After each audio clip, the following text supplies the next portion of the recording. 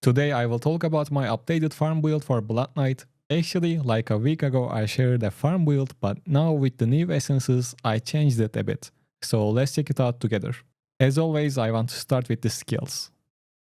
First we have Whirling Strike. I used to use Spear Flurry, but with the new essence Whirling Strike took its place. This skill has a great damage plus a bleed effect, which is useful for us because our set items gets activated with it. Other than that, with the 3 charges of dashes it's a good skill to move around, especially when farming in circles. Next we have Swarm of Bats. This is one of our damage skills. We have 3 essences for it: Shoulders, Chest and Pants.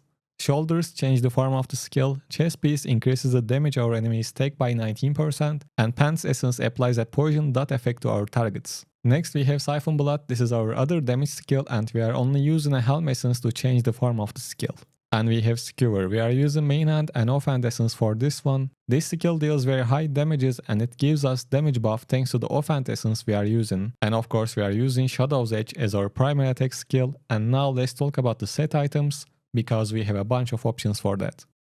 Right now I am using 4 pieces of Banquet and 2 pieces of Urch with this build, but you can use 4 pieces of Gloomskite or Grace too. They all work really good. Just use the one you have, but always keep the 2 pieces of Urch. Now let's check out the legendary items. For the headpiece we have Horns of the Hexed. Siphon Blood is no longer channeled and now moves with you, dealing damage and draining the life of nearby enemies. For the chest we have the new Swarm of Bats essence. Swarm of Bats also destroys enemy armor, increasing the damage they take by 19% for 3 seconds. For the shoulders we have Swarm Speaker. Swarm of Bats now engulfs you in a cloud of bats, continual damage into nearby enemies. For the pants we have Faces of Fading March. Swarm of Bats now also poisons enemies, causing them to take 3.8k continual damage for 3 seconds. And for the main hand we have Indulgent Calligrapher, which is the new main hand essence. Whirling Strike now causes you to dash forward, damaging and knocking back enemies in your path while also applying a stacking bleed.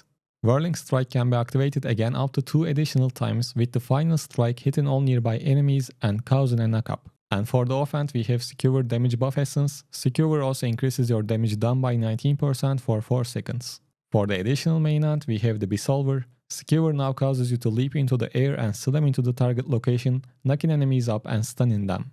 And finally we have this Shadow's Edge offhand essence. After Shadow's Edge hits an enemy, 2 blades ricochet out randomly, targeting nearby enemies and dealing 17k damage to them.